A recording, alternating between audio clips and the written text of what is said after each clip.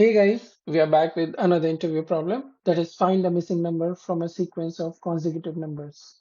Okay, so what we have is sequence of consecutive numbers and the range for that numbers. The catch is the one number is missing in the sequence and we have to find that number. Let's take this example.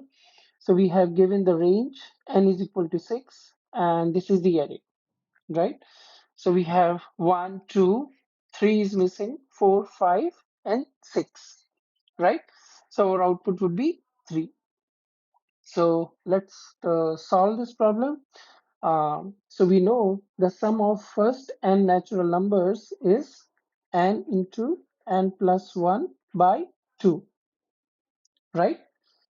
So this is the sum of first n natural numbers. So we have given the range n is equal to 6 here. So the sum would be 6, right? And 6 plus 1 is 7. So 6 into 6 plus 1 divided by 2.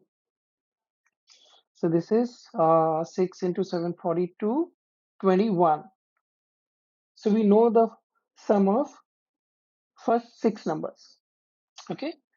Now we have this array. So let's take a sum of this array. So 6 plus 5 is 11, 12, and 12 to 14, and 14 and 4, which is 18. So the sum of array is 18, and we have the sum of n natural numbers, that is 6 is 21. So now if you subtract like 21 minus 18, which is 3. So this is our output, right? So let's go back to the problem. Uh, The approach is very simple. Add all the given numbers and call it as S, right? Now calculate sum of n numbers by formula n into n plus 1 by 2, call it as n, right? The missing number would be n minus s. So let's look at this example. So we have 1, 2, 3, 4, 5, 6, and the 7 is missing, and 8, 9, 10. So our output is 7, and the range is 10.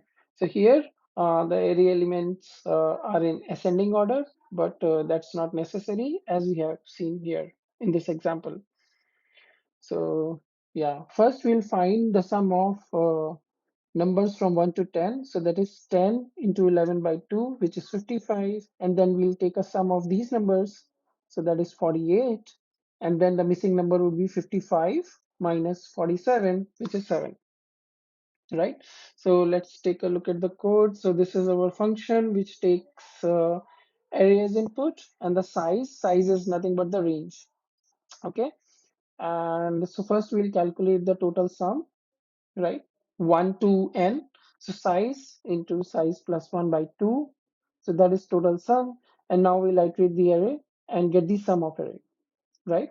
And then missing number would be total sum minus current sum. We'll return that. So that is our missing number. Okay.